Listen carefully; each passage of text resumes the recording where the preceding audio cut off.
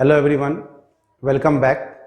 Today we'll discuss recurrent apomixis and adventive embryony.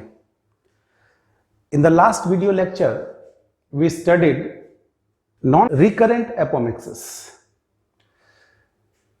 Before starting today's class, let us just recall what we studied in the previous class, that is previous video lecture. Previous video lecture में हम लोगों ने non recurrent apomixis के बारे में पढ़ा था और ये same diagram alternation of generations का है जो हमने previous video lecture that is part 1 में हमने बताया था।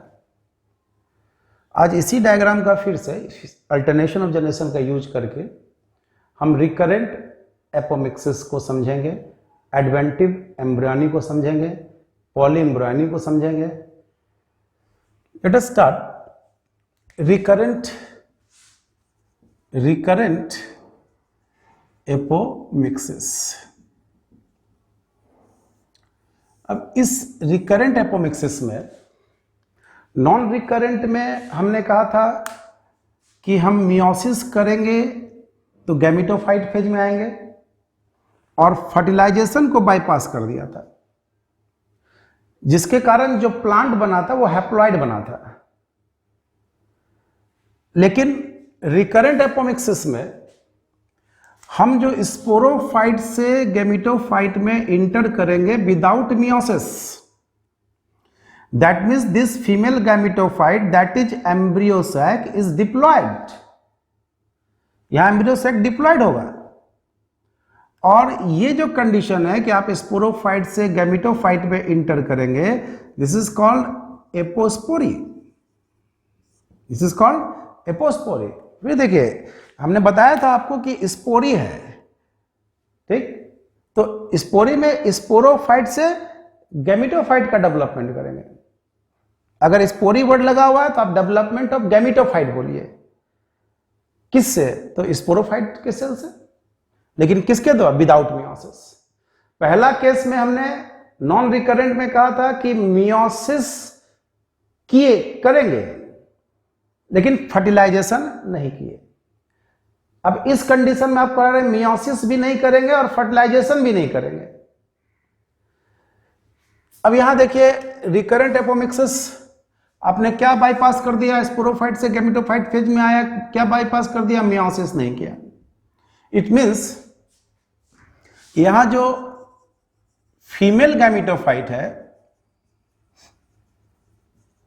That is embryo sac is diploid. इसमें जो एम्ब्रियो डिराइव्ड होगा वो डिप्लॉयड सेल से डिराइव्ड होगा। क्यों? क्योंकि आपने स्पोरोफाइट से जो गैमेटोफाइट फेज बनाया वो विदाउट मियोसिस बनाया। तो विदाउट मियोसिस बनाया तो इस गैमेटोफाइट का जितना भी सेल्स होगा दे ऑल आर डिप्लॉयड। तो एम्ब्रियो, इसमें जो एम्ब्रियो होगा, embryo derive from diploid cell. Embryo derive from diploid cell, क्योंकि ये गैमेटोफाइट का हर सेल आपका डिप्लॉयड है। अब इससे जब आप एम्ब्रियो बनाएंगे दैट इज आप स्पोरोफाइटिक फेज में इंटर करेंगे तो उस टर्म को हम क्या कहते हैं? एपोगैमी। तो वो जो आपका एम्ब्रियो बनेगा विदाउट फर्टिलाइजेशन, तो ये कैसा एम्ब्रियो होगा आपका? डिप्लॉयड ही होगा। तो embryo derive from the diploid cell. और इसमें जो आप कह सकते हो कि embryo formation doesn't involve meiosis and fertilization।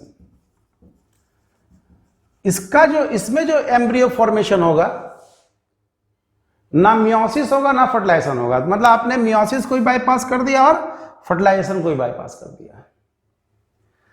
और एक चीज मैं आपको क्लियर कर देता हूं, एक टर्म यूज होता है, प्रोसेस है एगेमोस्पर्मी। फ्लावरिंग प्लांट्स में जो एपोमिक्सिस है the term apomixis is used in strict sense to refer the एगेमोस्पर्मी।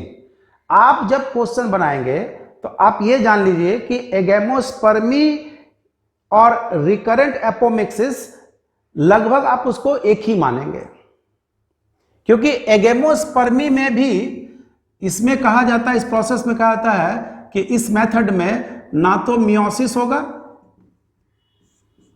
और ना ही फर्टिलाइजेशन होगा। तो हम यहां पर भी तो वही काम कर रहे हैं कि स्पोरोफाइट से गैमेटोफाइट बनाए विदाउट मियोसिस, और इस गैमेटोफाइट के सेल से विदाउट फर्टिलाइजेशन हमने एम्ब्रियो का फॉर्मेशन किया। इसलिए हमने कहा कि term apomixis is used in strict sense to refer the agamospermy. Next, अब देखिए रिकरेंट एपोमिक्सिस में आपका ये सेल न्यूसिलस का सेल है। ये सेल हमने कहा था कि ये सेल सबसे पहले डिफरेंशिएट होता है आर्किस्पोरियल सेल में। This cell selected for the meiosis. अगर ये सेल सेलेक्ट हो गया मियोसिस के लिए, ये डिप्लॉयड है, इसको हम लोग मेगास्पोर मदर सेल कहेंगे। और ये मेगास्पोर मदर सेल में मियोसिस होगा तो 4 मेगास्पोर्स का फॉर्मेशन करता है, जिसमें 3 डिजनरेट कर जाता है। 1 सर्वाइविंग मेगास्पोर्स जो है वो एम्ब्रियो सैक का फॉर्मेशन करता है। लेकिन इस केस में क्या है, इस केस में हुआ कि चलो ये सेल डिफरेंशिएटेड हो गया आर्किस्पोरियल सेल में, और जब ये सिलेक्टेड फॉर मियोसिस हुआ तो मेगास्पोर मदर सेल कहलाने लगा। अब megaspore mother cells skip meiosis, यहां मियोसिस नहीं करना हमको, तो दिस सेल स्केप मियोसिस। अगर इसमें मियोसिस नहीं हुआ तो इसमें जो इसके केस में जो भी सेल बनेगा, जो भी एम्ब्रियो सैक में जो सेल बनेगा, that is mature female gametophyte में जो भी सेल बनेगा, they all are diploid, without meiosis बनेगा, because megaspore mother cell escape meiosis. वो मियोसिस में इंटर तो किया लेकिन मियोसिस किया नहीं, फिर माइटोटिकली डिवाइड कर गया। तो अब आपने क्या बना दिया, इस सेल से एम्ब्रियो सैक का फॉर्मेशन कर लिया, ये एम्ब्रियो सैक का फॉर्मेशन हो गया, और एम्ब्रियो सैक का हर सेल डिप्लॉयड है, that is female gametophyte phase में है। अब इससे आपको एम्ब्रियो बनाना है विदाउट फर्टिलाइजेशन। तो यदि ये एक सेल है, ये डिप्लॉयड है, यदि एक सेल एम्ब्रियो बनाए, यदि ये एक सेल विदाउट फर्टिलाइजेशन एम्ब्रियो का फॉर्मेशन करे, विदाउट फर्टिलाइजेशन, अगर ये एम्ब्रियो का फॉर्मेशन करे मतलब स्पोरोफाइट फेज में इंटर करे, तो भी डिप्लॉयड होगा, एम्ब्रियो डिप्लॉयड होगा। तो इस कंडीशन को, जब एक सेल का डेवलपमेंट हो एम्ब्रियो में विदाउट फर्टिलाइजेशन, तो फिर हम यहां पर एक टर्म यूज करते हैं पार्थिनोजेनेसिस। लेकिन ये कैसा पार्थिनोजेनेसिस है? This one is diploid parthenogenesis. Non recurrent apomixis में भी पार्थिनोजेनेसिस था, लेकिन वो हैप्लॉयड पार्थिनोजेनेसिस था। और यहां पर कौन सा केस हो गया बोलिए? डिप्लॉयड पार्थिनोजेनेसिस का है। अब एक सेल को छोड़कर, अगर इस एक सेल को छोड़कर अगर दूसरा कोई सेल विदाउट फर्टिलाइजेशन यदि एम्ब्रियो बनाता है, जैसे सिनर्जिड्स है, एंटीपोडल सेल है, तो इस कंडीशन में क्या कहेंगे? तो आप देखिए गैमेटोफाइट से आप स्पोरोफाइट फेज में इंटर कर रहे हैं, तो टर्म क्या यूज करेंगे आप? एपोगेमी। क्या यूज करेंगे? एपोगेमी। तो यहां भी वर्ड यूज हम क्या करेंगे? एपोगेमी। और ये एपोगेमी कैसा हो जाएगा? This one is the diploid apogamy. This one is the diploid apogamy. ये डिप्लॉयड एपोगेमी हुआ। तो अब इसमें 2 केस हो गया। अब इसको देखिए, इसको समझने के लिए ये बहुत ही आसान है। इसको समझने के लिए सीधा सीधा स्पोरोफाइट फेज था, आप स्पोरोफाइट फेज से गैमेटोफाइट फेज में आए विदाउट मियोसिस, तो आपका जितना भी एम्ब्रियो सैक का जो सेल्स था दे ऑल आर डिप्लॉयड्स। अब आप इस गैमेटोफाइट से वापस जाना चाहते हैं, किसमें, स्पोरोफाइट फेज में एंटर करना चाहते हैं, तो इस टर्म के लिए क्या यूज करेंगे, एपोगेमी।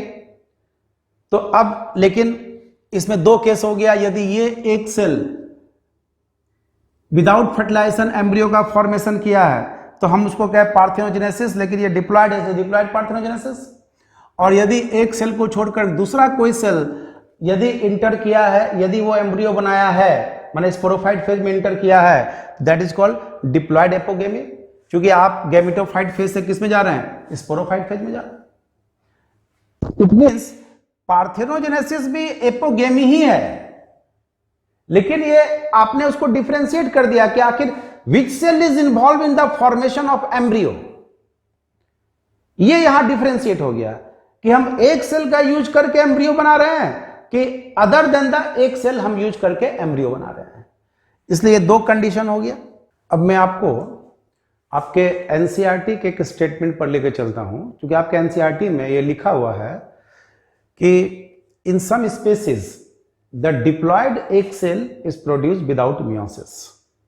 चलिए इसमें इस डायग्राम में देखिए, diploid egg cell that is gametophyte में आप इंटर किए, एक सेल आपका डिप्लॉयड है विदाउट मियोसिस, मियोसिस नहीं हुआ तो ये सभी सेल तो इसका डिप्लॉयड ही होगा, दैट इज वो बात कर रहा है एपोस्पोरी की।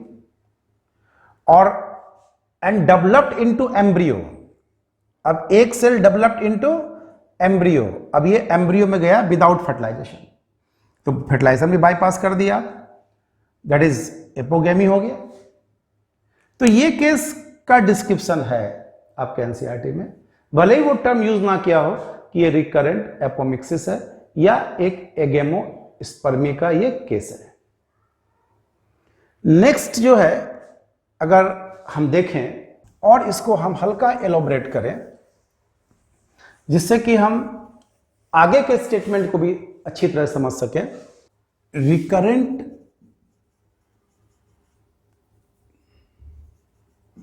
एपोमिक्सिस में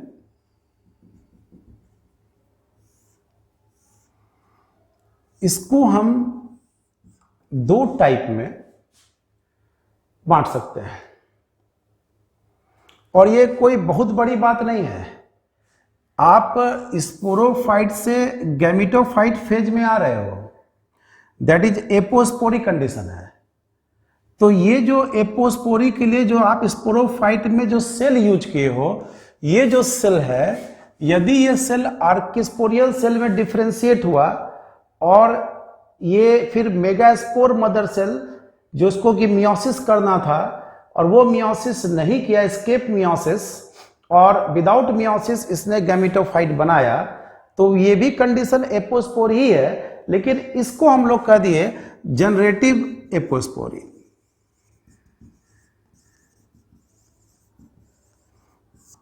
सिर्फ क्या किए कि हमने जो न्यूक्लियस का सेल्स है दे डिफरेंशिएट इनटू आर्किस्पोरियल सेल, और जब आर्किस्पोरियल सेल डिफरेंशिएट हुआ that is selected for the meiosis, तो आप उसको मेगास्पोर मदर सेल कहे, और मेगास्पोर मदर सेल में मियोसिस होना था लेकिन स्किप कर गया मियोसिस से, और वो जो गैमेटोफाइट बनाया तो उसको स्पोरोफाइट से गैमेटोफाइट बनाया तो एपोस्पोरी, तो that is called generative apospory का है। अगर आप स्टार्ट किए किस सेल से, आर्किस्पोरियल सेल से, that is megaspore mother cell से, उसमें स्किप कर गए मियोसिस से तब।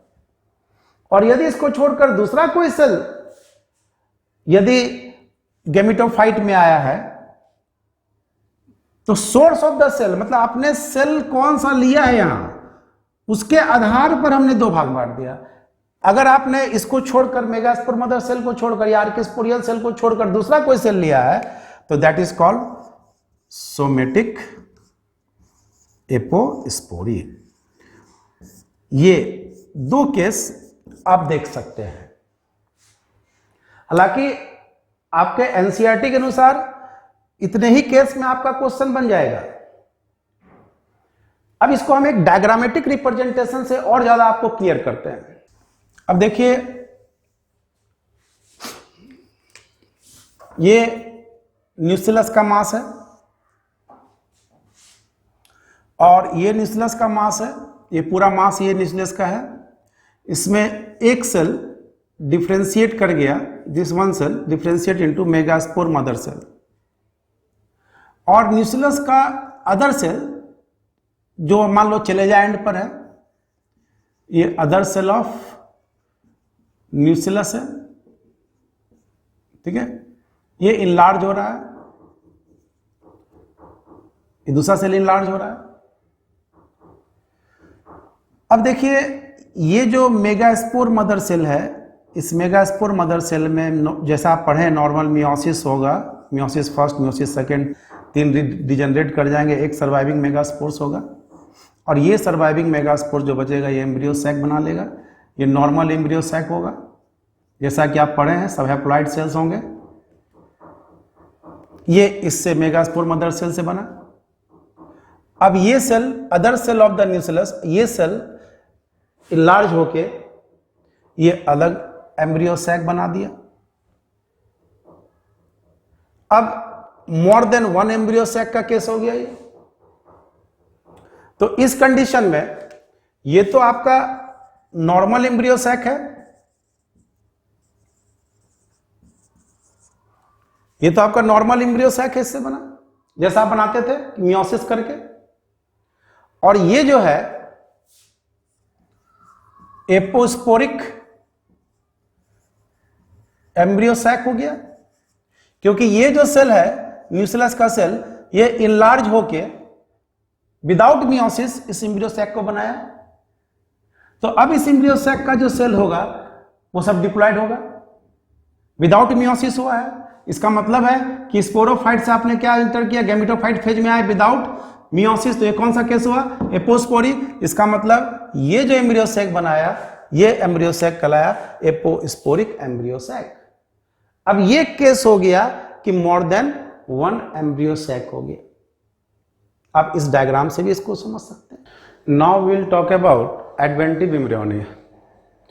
एडवेंटिव एम्ब्रियोनी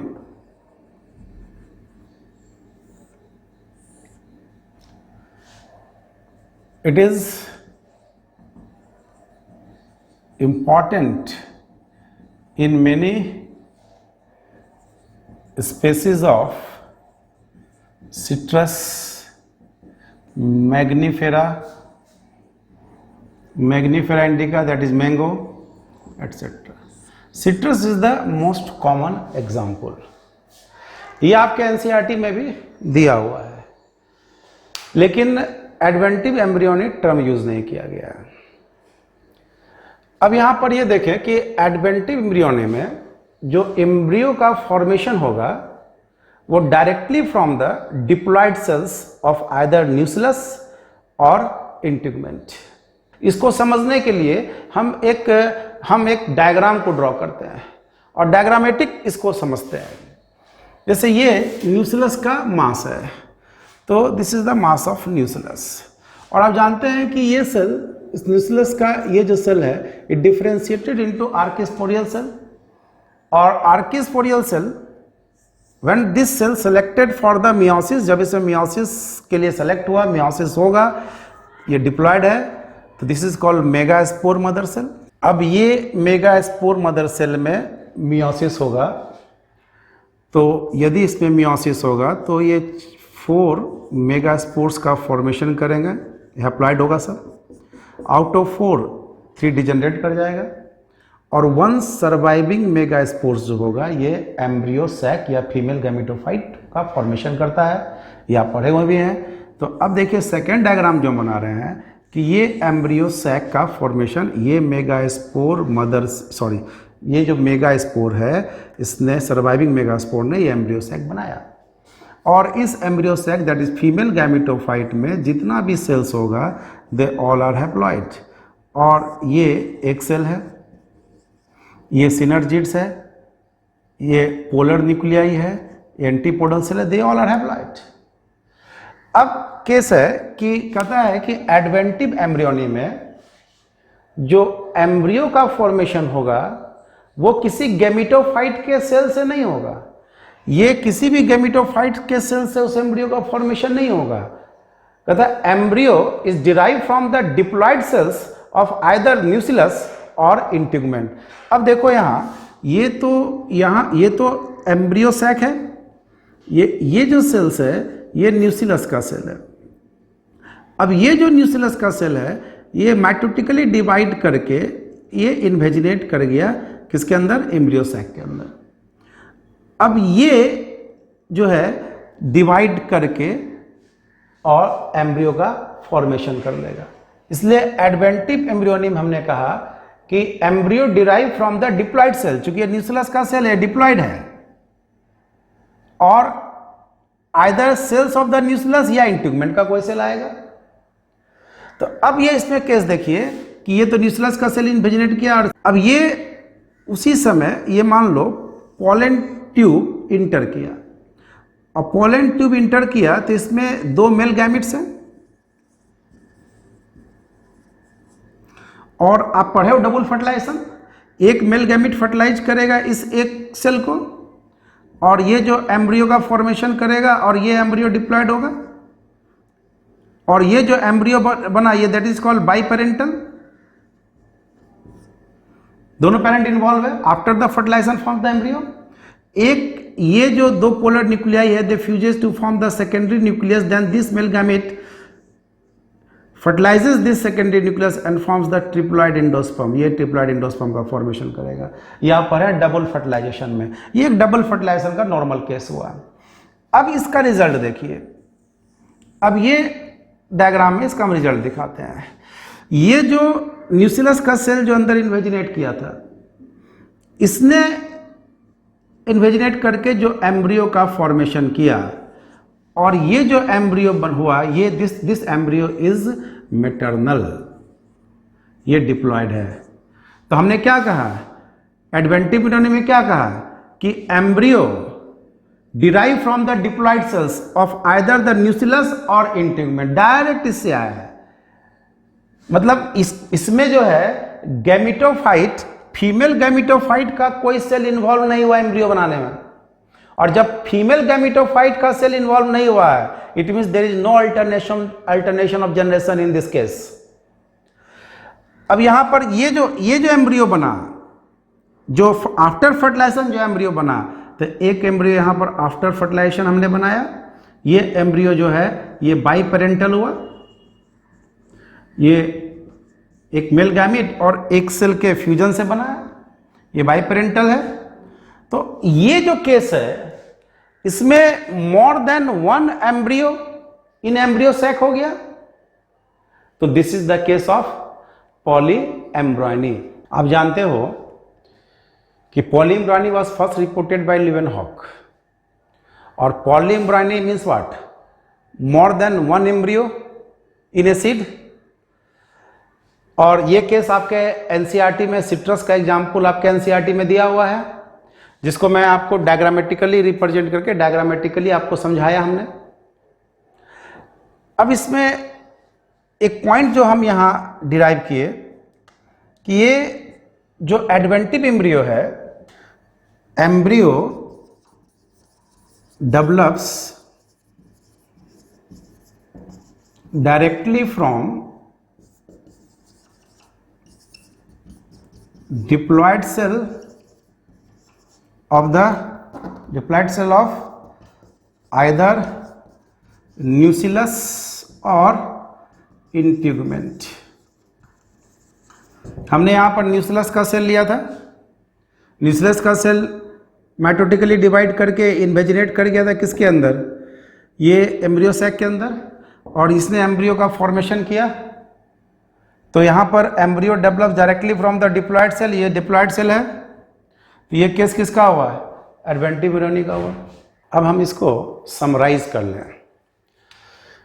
ये देखिए 3 केस आपको हमने बताया है। ये एम्ब्रियो सैक है, और इस एम्ब्रियो सैक का दैट इज फीमेल गैमेटोफाइट का यदि सभी सेल हैप्लॉइड है, ऑल सेल्स आर हैप्लॉइड, इसका मतलब है कि इसमें मियोसिस हुआ है,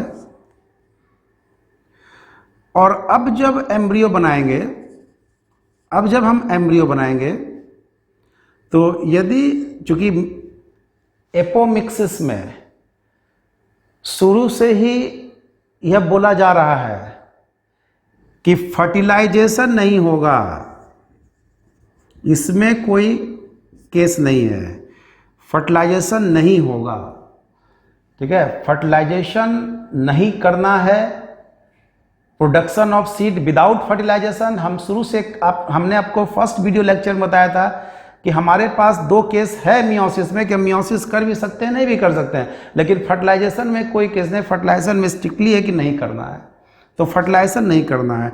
यदि ये गैमेटोफाइट हैप्लॉइड है आपका, यदि ये हैप्लॉइड है, सभी सेल्स हैप्लॉइड है, इसका मतलब मियोसिस से बना है, आपने मियोसिस किया है। और हमने यहाँ पर बताया था कि ये जो केस हमने लिया था ये नॉन रिकरेंट एपोमिक्सिस में लिया था। नेक्स्ट सेकेंड आपको हमने बताया रिकरेंट एपोमिक्सिस। तो रिकरेंट एपोमिक्सिस में हमने कहा कि मियोसिस भी नहीं करेंगे। तो आपका जब मियोसिस नहीं करोगे तो जो फीमेल गैमेटोफाइट का जो यहाँ फॉर्मेशन होगा, तो यहाँ जितना भी सेल्स होगा, ये जो एक सेल होंगे, ये एक सेल हो या सिनर्जिड्स का सेल हो या ये पोलर न्यूक्लियस हो, दे ऑल आर डिप्लॉयड, ये सब डिप्लॉयड होगा। यहां पर आपने क्या नहीं किया, मियोसिस नहीं किया, और फर्टिलाइजेशन तो नहीं करना है, विदाउट फर्टिलाइजेशन। यहां पर केस देखिए, इस जगह पर आपने एक से विदाउट फर्टिलाइजेशन अगर एम्ब्रियो बनाया था तो आपने हैप्लॉइड पार्थेनोजेनेसिस कहा था, और इससे अगर एक सेल को छोड़कर बाकी दूसरे किसी सेल से आपने एम्ब्रियो बनाया था तो वहां पर आपने क्या कहा था, हैप्लॉइड एपोगेमी का केस। यहां पर डिप्लॉयड पार्थेनोजेनेसिस, डिप्लॉयड एपोगेमी का केस हो जाएगा। तो एक केस आपको ये बताया जिसमें कि मियोसिस होने दिए, फर्टिलाइजेशन नहीं हुआ, जिसको नॉन रिकरेंट एपोमिक्सिस कहे। दूसरा केस आपको बताया हमने, मियोसिस भी नहीं हुआ, फर्टिलाइजेशन भी नहीं हुआ, ये जितने भी सेल्स होंगे फीमेल गैमेटोफाइट में दे ऑल आर डिप्लॉयड। और तीसरा आपको हमने बताया, तीसरा जो केस हमने बताया कि ये एम्ब्रियो सैक है, ये नॉर्मल एम्ब्रियो सैक हैप्लॉइड है, ऑल सेल्स आर हैप्लॉइड।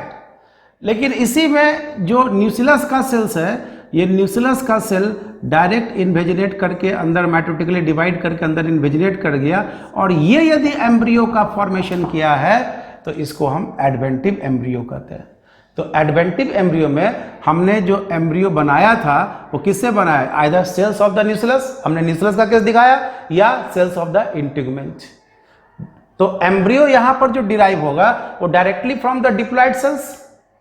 यहां पर गैमेटोफाइट का कोई भी सेल एम्ब्रियो नहीं बनाएगा एडवेंटिव में।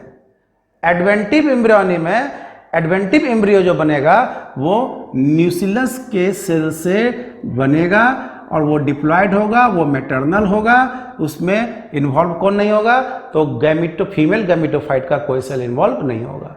ये हमने आपको समरी यहां पर बता दिया। आप शॉर्ट में अगर पढ़ना चाहते हो तो आप समरी देख लो, और पॉलीएम्ब्रायनी का केस जो हमने बताया है वो देख लो, डायग्रामेटिक जो रिप्रेजेंटेशन हमने दिया है उसको अच्छा से देख लो, तो ये आपका पूरा एनसीईआरटी का मैटर आपको समझ में आ जाएगा। Now next point is importance. It is useful in maintaining the genetic purity from generation to generation. अब इसमें genetic purity generation to generation maintain कर सकते हैं, क्योंकि ये एम्ब्रियो एक सेक्सुअली डिराइव्ड है, विदाउट फर्टिलाइजेशन है, विदाउट मियोसिस है। सेकेंड है नो सेग्रीगेशन। जब मियोसिस होगा ही नहीं तो सेग्रीगेशन होने का सवाल ही नहीं उठता है। तो सबसे इंपॉर्टेंट यूज है in easy hybrid seed production में, क्योंकि हाइब्रिड सीड का जो प्रोडक्शन है, प्रोडक्शन ऑफ हाइब्रिड सीड, ये काफ़ी कॉस्टली है। और आपने हाइब्रिड सीड का जब प्रोडक्शन किया तो नेक्स्ट जनरेशन में उसका जो फैक्टर्स है वो सेग्रीगेट कर जाएंगे, तो फिर से नेक्स्ट जनरेशन के लिए आपको हाइब्रिड सीड को परचेज करना पड़ेगा, उसका प्रोडक्शन कर किया जाएगा। इसीलिए अगर हम if the hybrid seed are made into apomicts, अगर हम इसको एपोमिक्स कर दें और एसेक्सुअली डिराइव कर लें, there is no segregation of character, तो वहां कैरेक्टर सेग्रीगेट नहीं करेंगे। In the hybrid progeny there is no need of making crosses every year, क्योंकि hybrid seed have to produce every year, हर साल आपको बनाना पड़ेगा। और अगर आप उसको एपोमिक्ड बना दिए तो there is no need of making crosses every year to produce the hybrid, और this is the cheaper method of hybrid seed production. ये हाइब्रिड सीड प्रोडक्शन का सबसे चीपर मेथड होगा। यदि आप मेरे चैनल को सब्सक्राइब ना किए हों तो कर लें, क्योंकि जल्दी मैं जेनेटिक्स और सेल बायोलॉजी का वीडियो अपलोड करने जा रहा हूँ, सो दैट कि इन्फॉर्मेशन आप तक पहुँचता रहे और आप उससे बेनिफिटेड हो। See you in the next video.